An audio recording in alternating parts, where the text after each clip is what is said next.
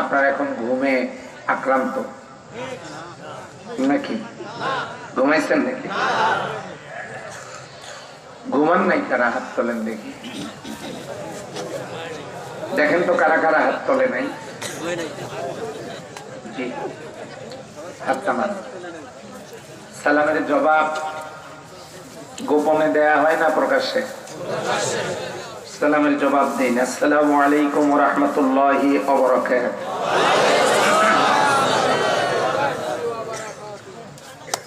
আউযু বিল্লাহি মিনাশ শাইতানির রাজীম।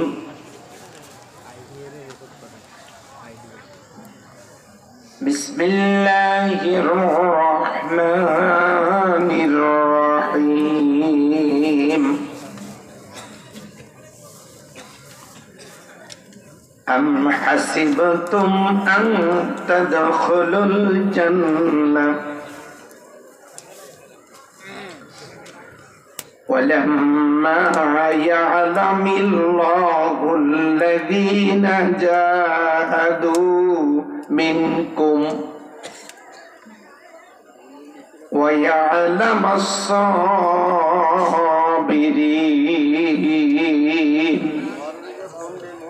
آمنت بالله. وقال رسول الله صلى الله عليه وسلم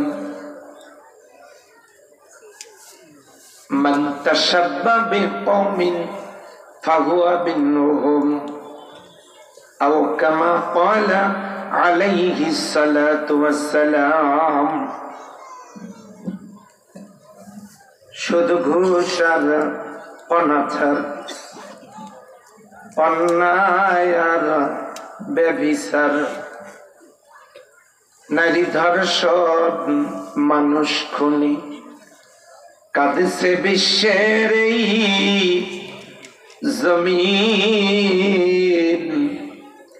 বিদায় হতে চলেছে নবীর রক্তে মাখা দিন।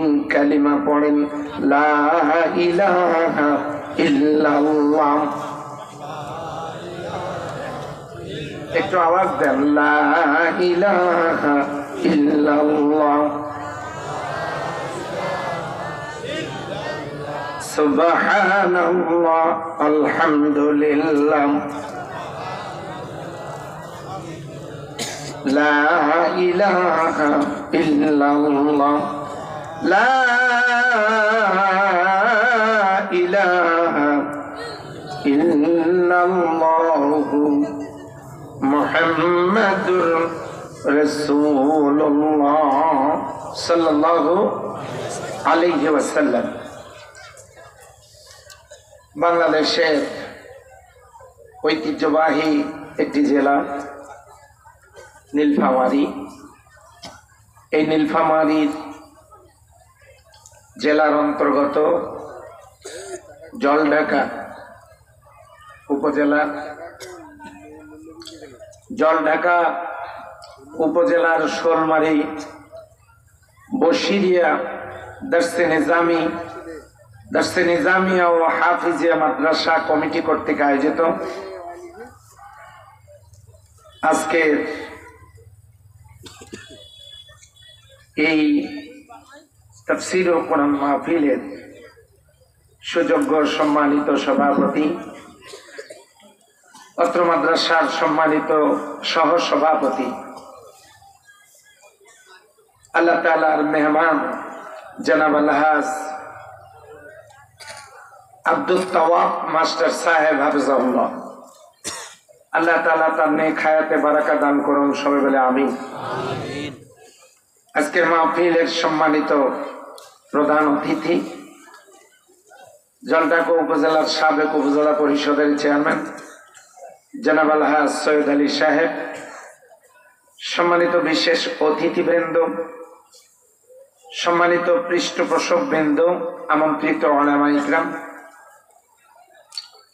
এখানে বক্তব্য পেশ করেছেন জনাব হযরত মাওলানা নাসির উদ্দিন অন্ধ হাফেজ সাহেব ঠাকুরগাঁও। উপস্থিত রয়েছেন সকল আম্বিয়াদের কলিজার টুকরা সন্তান, নায়েবে রাসূল হযরত উলামা ইকরাম, সম্মানিত মুরব্বিয়ান ইকরাম, কলিজার টুকরা যুবক ভাইয়েরা, পর্দার অন্তরালের আমার প্রিয় মা ও বোনেরা, ইন্তেজামিয়া কমিটির সদস্যবৃন্দ, সর্বস্তরের তাওহীদি জনতা, আমি সকলকে হৃদয়ের গভীর কানন থেকে সশ্রদ্ধ সালাম অভিনন্দন জ্ঞাপন করছি। আরো একবার আসসালামু আলাইকুম ওয়া রাহমাতুল্লাহি ওয়া বারাকাতুহু। আল্লাহ তাআলার দরবারে লাখো কোটি সুজুদ ও শুকরিয়া পেশ করছি, যিনি দয়া করে এরকম একটি মোবারক অনুষ্ঠানে আপনাকে আমাকে উপস্থিত হওয়ার তৌফিক এনায়েত করেছেন। এই জন্য বিশ্ব নিয়ম তার দরবারে কালিমাতুর শুকর আদা করছি। সবাই বলেন আলহামদুলিল্লাহ। আওয়াজ দিয়ে বলুন আলহামদুলিল্লাহ। রব্বানা লাকাল হামদ হামদান কাসীরান তাইয়িবান মুবারাকান ফীহি। সম্মানিত ভাই ও বোনেরা, যে পরিমাণ লোক মাহফিলের প্যান্ডেলে বসা, আমি আসার সময় দেখলাম এর চাইতে বেশি পরিমাণের লোক রাস্তাঘাটে দোকান পাটে আড্ডা দিয়ে ঘুরছে। সম্মানিত ভাইরা, আমি তাদেরকে বকা দিব না, তাদের সম্পর্কে কঠিন কোনো কথা বলবো না। আমাদের দুর্ভাগ্য, আমরা তাদেরকে বোঝাতে পারি নাই। আজকে যদি এই মাহফিলের মাইকের আওয়াজ যতদূর পর্যন্ত যাচ্ছে, লোকগুলো যদি আল্লাহর কোরআন শোনার জন্য মনোযোগী না হয়, কিয়ামতের ময়দানে এই লোকগুলোর বিরুদ্ধে স্বয়ং রাসূল আকরাম সাল্লাল্লাহু আলাইহি ওয়াসাল্লাম মামলা দায়ের করবেন। তিনি আল্লাহর দরবারে বলবেন, ওয়াকালার রাসূলু ইয়া রাব্বি ইন্না কওমি ইত্তাখাযু হাযাল কুরআনা মাহজুরা।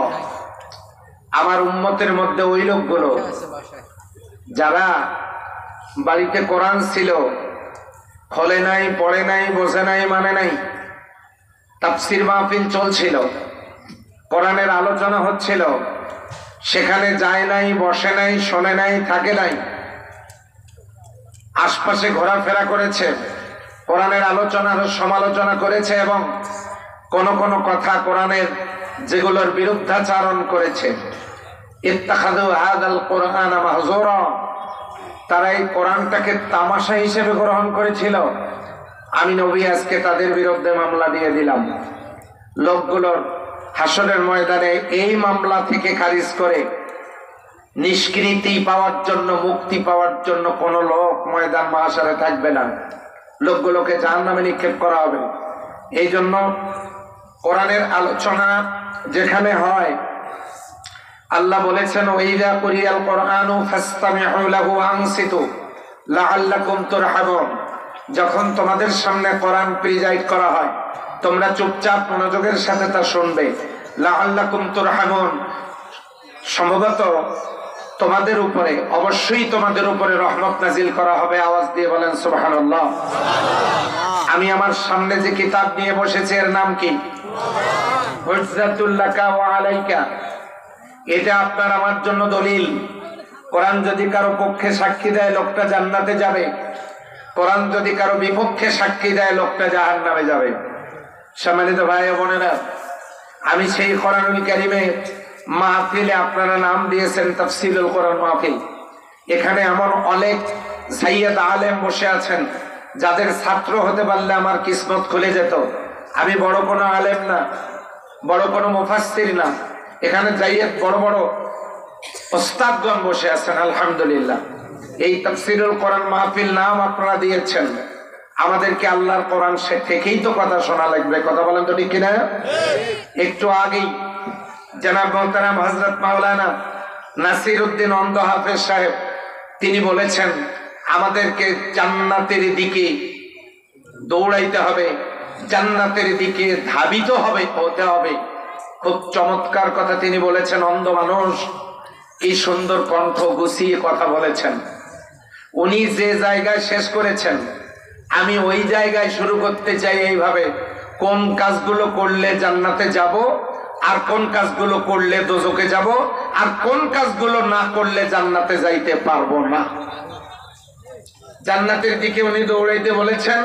আমার মিশন হলো কোন কাজ করলে জান্নাত পাওয়া যাবে। আপনারা কি শেষ পর্যন্ত থাকতে রাজি আছেন? দু হাত তুলে তাকবীর দিয়ে দেখান তো। আওয়াজটা বাড়ালে খুশি হব যুবকেরা। আলহামদুলিল্লাহ। তাহলে আমরা সেই আলোচনাটা শুনবো ইনশাল্লাহ শেষ পর্যন্ত। রাজি আছি ইনশাল্লাহ?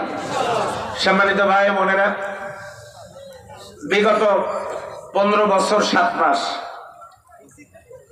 ময়দানে আসলে কথা বলবার কোনো সুযোগ ছিল না, সুযোগ দেওয়া হয়নি। এই সময়টার মধ্যে আমাকে কয়েকবার জেলে নেওয়া হয়েছে, কারাগারেও ছিলাম বেশ কয়েকবার। তাফসীর মাহফিল যেখানে 144 সেখানে বন্ধ করে দেওয়া হয়েছে, করতে দেওয়া হয় নাই। তাদের বিরুদ্ধে আজকে আমাদের কোনো কথা নাই।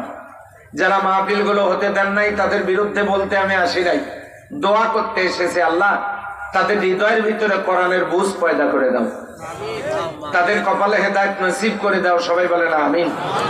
সবাই কোরআন বুঝতে পারে না, সবাইকে আল্লাহ কোরআনের জ্ঞান দেনও না। কোরআনের জ্ঞান দিলে সমাজের এই অবস্থা হতো না।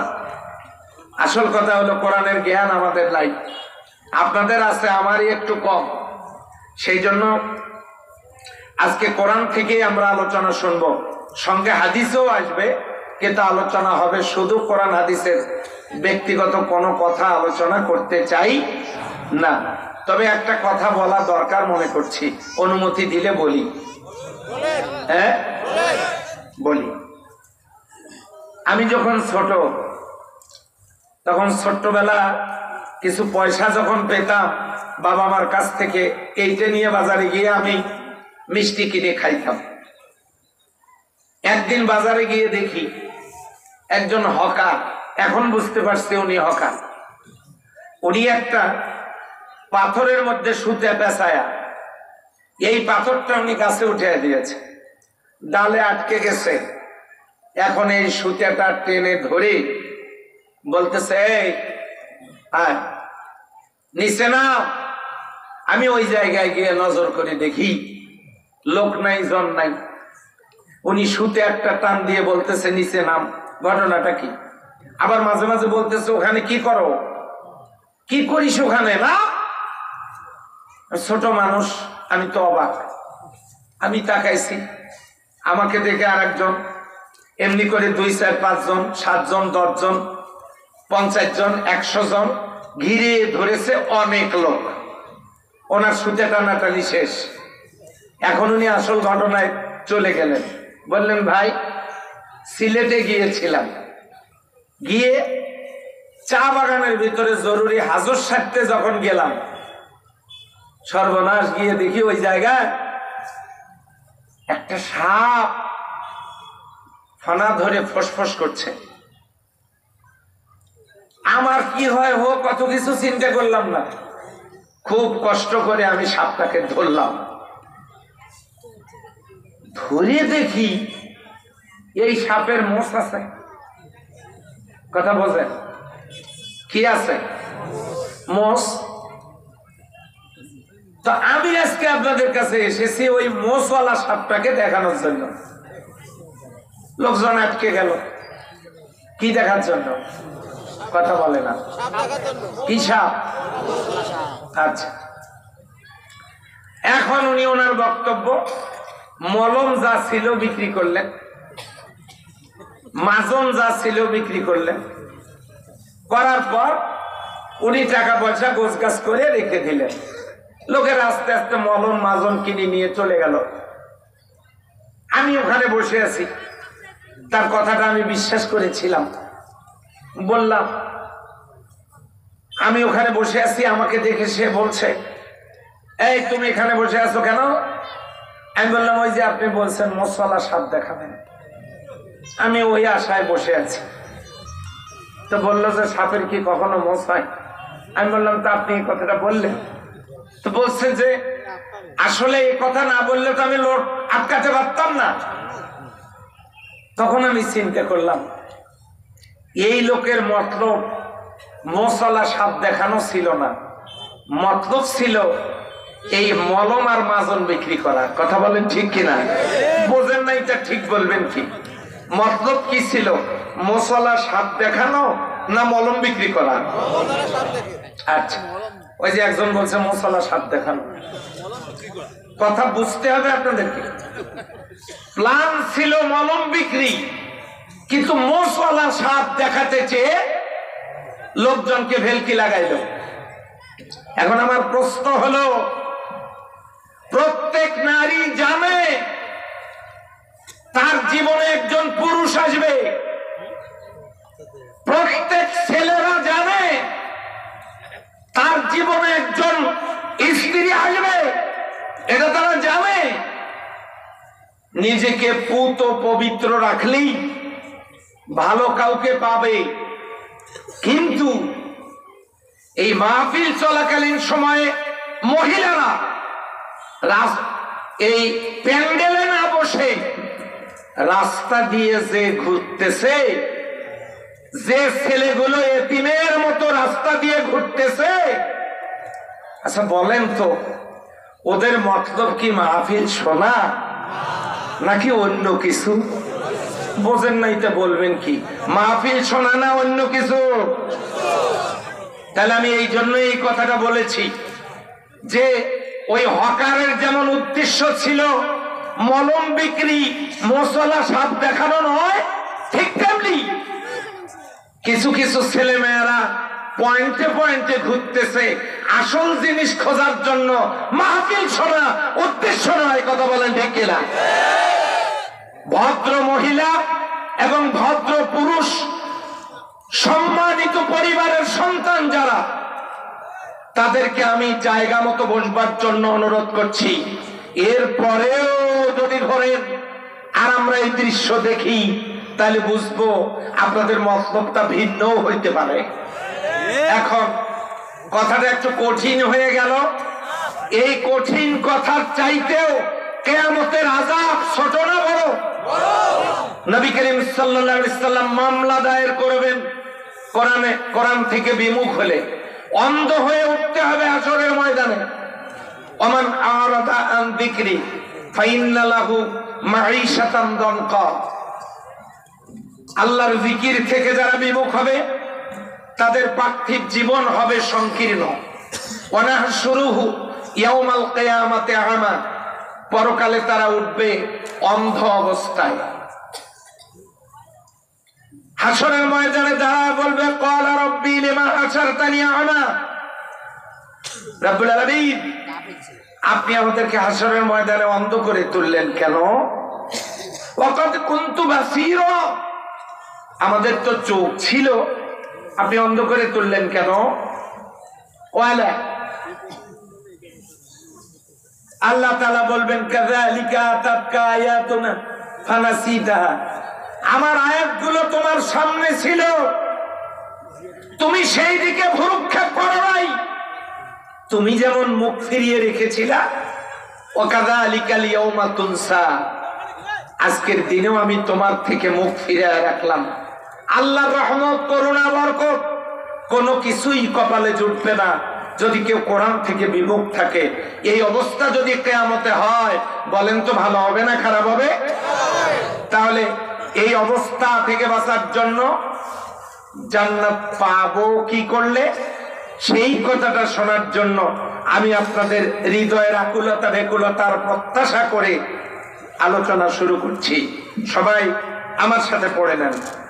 আউযু বিল্লাহি মিনাশ শাইতানির রাজীম। বিসমিল্লাহির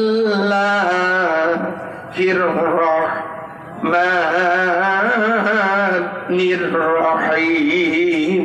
বিতাড়িত মুরতাদ শয়তান থেকে আল্লাহর দরবারে আত্মরক্ষা করছি। দয়াময় আল্লাহর নামে শুরু করছি। আমার আলোচনা আজকে সবার ভালো লাগবে না, তারপরে আলোচনাটা আমাকে করতেই হবে, এটা সময়ের অনিবার্য দাবি। আমি কি এটা করব? আওয়াজ নাই? হুজুর ইচ্ছা হয় করেন, না হলে নাই, না হলে নাই। হ্যাঁ, আজকে এটা করতেই হবে আমাকে। সূরা আল ইমরান, নবী করিম সাল্লাল্লাহু আলাইহি সাল্লামের মাদানী জিন্দেগিতে সূরাটা অবতীর্ণ। মোট আয়াত 200, রুকু 20টা। সেখান থেকে আপনাদের সামনে একটি মাত্র আয়াত তেলাওয়াত করেছে, আয়াতের নাম্বার 142। কোন সূরা? ওই যে উনি ঘুমাচ্ছেন, ওনাকে একটু নাড়া দেন। এই যে সামনে। জি ভাই, আসসালামু আলাইকুম। একটু সোজা শুনতেছেন, তবে ঘুমের ভিতরে একটু জাগে। এদিকে কারা কারা কারা কারা ঘুমাচ্ছেন হাত তোলেন। না, যারা ঘুমাচ্ছেন। কোন সূরা? কথা বলে না। কোন সূরা? কোথায় নাজিল হয়েছে? মদিনায়। মোট আয়াত কত? 200। রুকু কয়টা? 20টা। তেলাওয়াত করেছি কয়টা আয়াত? নাম্বার কত? 142। কি আছে এখানে? কেন এই আয়াত আমি তেলাওয়াত করলাম? কেনই বা এটার আলোচনা এখন হওয়া দরকার? আল্লাহ বলছেন, আমি শুনেছি, আমার খুব ভালো লেগেছে। এখানে তিনটা প্রতিষ্ঠান এখানে আছে। আলহামদুলিল্লাহ বলেন। ভালো কথা। আগের বক্তার কথা অনুযায়ী কথা শুরু করছি। উনি বলছেন জান্নাতের দিকে দৌড়াও, আর আমার কথা হলো কোন কাজ করলে আল্লাহ জান্নাত দিবেন। আল্লাহ বলছেন, আম হাসিবতুম আন তাদখুলুল জান্নাহ, তোমরা কি মনে করেছো, তোমরা কি মনে করেছো, তোমরা কি মনে করেছো আমি এমনি এমনি তোমাদেরকে জান্নাত দিব? আপনারা দৌড়ে এলেন। আল্লাহ বলছেন, তোমরা মনে করেছো আমি এমনি এমনি তোমাদেরকে জান্নাত দেব? ওয়ালাম্মা ইয়ালামিল্লাহিল্লাযীনা জাহাদু মিনকুম, অথচ আমি আল্লাহ পরীক্ষা করে দেখব না তোমাদের মধ্যে কারা কারা আল্লাহর এই জমিনে কোরআনের সমাজ প্রতিষ্ঠা করার জন্য লড়াই করেছো, সংগ্রাম করেছো, আন্দোলন করেছো, জিহাদ করেছো। কারা কারা? এইটার পরীক্ষা না নেওয়া পর্যন্ত তোমরা কি মনে করেছো আমি তোমাদেরকে জান্নাত দেব? ওয়া ইয়ালামাস সাবিরিন, আর আমি জেনে নেব না যে ওই কাজ করতে গিয়া তোমরা কারা বিপদ আপদ মুসিবতে ধৈর্য ধারণ করেছো আর কারা করো নাই। এই পরীক্ষাটা না নেওয়া পর্যন্ত তোমাদের কে বললো? তোমরা শুনলে কেমনে? তোমরা জানলে কেমনে? তোমরা বুঝলে কেমনে? তোমরা মনে করলে কেমনে? তোমরা হিসাব করলে কেমনে? আম হাসিবতুম আন তাদখুলুল জান্নাহ, আমি তোমাদেরকে জান্নাত দিয়ে দিব? কথা কার? আস্তে বলেন কার? সম্মানিত ভাইরা, এবার লক্ষ্য করুন, এই দেশ স্বাধীন হয়েছে 53টি বছর। মুসলিম মায়ের সন্তানেরা তারা রাষ্ট্রীয় ক্ষমতায় গেছেন 53 বছর। ক্ষমতার পরিবর্তন হয়েছে। যারা চেয়ারে বসেছেন সবাই মুসলিম মায়ের সন্তান, কিন্তু এই 53 বছরের ভিতরে আল্লাহর কোরআন দিয়া এই দেশটা চালানো হয় নাই। না চালায় হইল কি? একটি পাপের দরজাও বন্ধ করা হয় নাই। একটা পাপ বন্ধ হয় না। আপনাদের জল ঢাকায় সুদ আছে না নাই? এদিকে একটু কম আছে, আমি জানি। হ্যাঁ, এদিকে তো আহলে হাদিস এলাকা, এদিকে তো সুদ খাওয়ার কথা না। হ্যাঁ, তাহলে সুদ বন্ধ হয় নাই, ঘুষ বন্ধ হয় নাই, জেনা বন্ধ হয় নাই, অশ্লীলতা বন্ধ হয় নাই, নারী নির্যাতন বন্ধ হয় নাই, যৌতুক বন্ধ হয় নাই, অপসংস্কৃতি বন্ধ হয় নাই। খুন খারাপি বন্ধ হয় নাই, দুর্নীতি বন্ধ হয় নাই, অপকর্ম বন্ধ হয় নাই, চরিত্রহীনতা বন্ধ হয় নাই। আওয়াজ দিয়ে বলেন কথা ঠিক না ঠিক? তাহলে এই 53 বছর এই দেশটা যারা চালালেন, মুসলিম মায়ের সন্তান, তারা কেউই আল্লাহর কোরআন দিয়ে দেশটা চালান নাই। ফলে পাপের কাজ বন্ধ কেউ করতে পারেন নাই।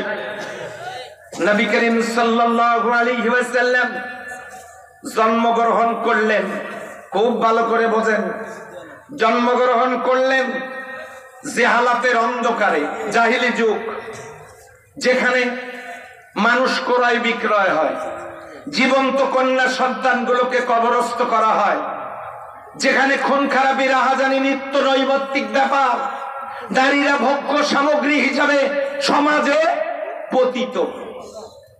এমন একটা সমাজে আল্লাহর নবী জন্মগ্রহণ করলেন। করার পর 17 বছর চলে গেল, এক ওয়াক্ত নামাজও পড়েন নাই। বোঝেন কয় ওয়াক্ত? এক ওয়াক্ত পড়েন নাই। আপনারা তো মনে করছেন যে বাঁচলাম, এই হুজুরটাই ভালো, নামাজ না পড়ার দলিল নিয়ে আসছে আজকে। মনোযোগ দেন।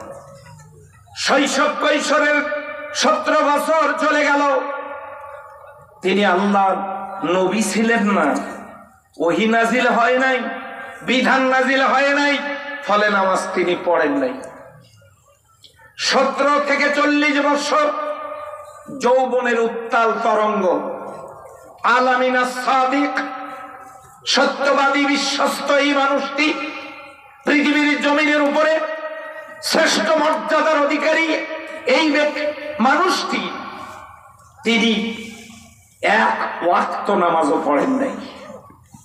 আল্লাহর নবী হন নাই, ওহী নাজিল হয় নাই, নামাজ ফরজ ছিল না, তিনি নামাজ পড়েন নাই। 40 বছর বয়সে ওহী প্রাপ্ত হয়ে তিনি নবুয়ত পেলেন। তার আগে 40টা বছর জীবন থেকে চলে গেল। শৈশব কৈশোরের 17 বছর নিজে ভালো মানুষ, ভালো করার চেষ্টা করলেন, সমাজ ভালো হলো না। যৌবনে এসে হিলফুল ফুজুল গঠন করলেন, সমাজ পরিবর্তনের চেষ্টা করলেন, কোন পাপের দরজা বন্ধ হলো না।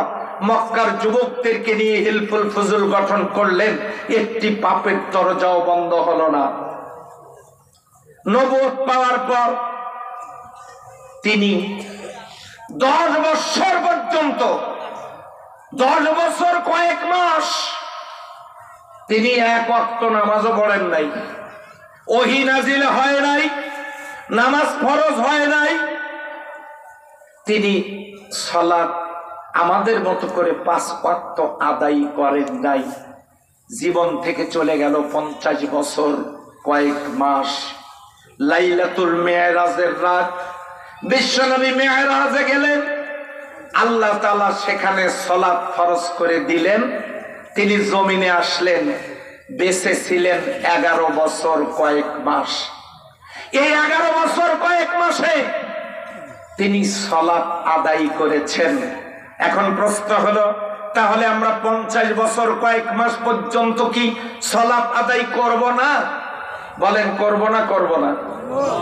এটা রাসূল সাল্লাল্লাহু আলাইহি সাল্লামের উপরে বিধান নাজিল না হওয়া পর্যন্ত স্থগিত ছিল।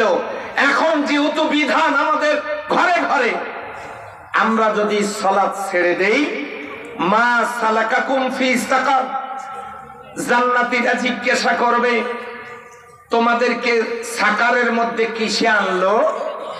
এই সাকারেরা বলবে, সাকারের অধিবাসীরা বলবে, ক্বালু লাম নাকু মিনাল মুসাল্লিন, আমরা জমিনে নামাজ আদায় করতাম না, এই জন্য আমরা সাকারের মধ্যে, এই জাহান্নামের আগুনের মধ্যে জ্বলতেছি।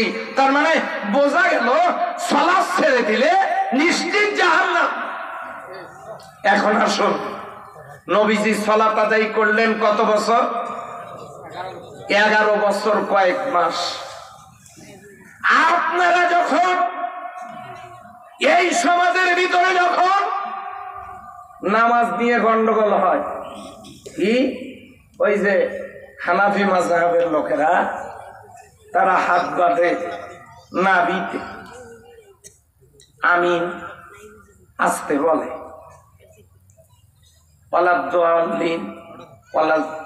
বলে তারা ফরজ নামাজের পরে দোয়া করে, এগুলো করে।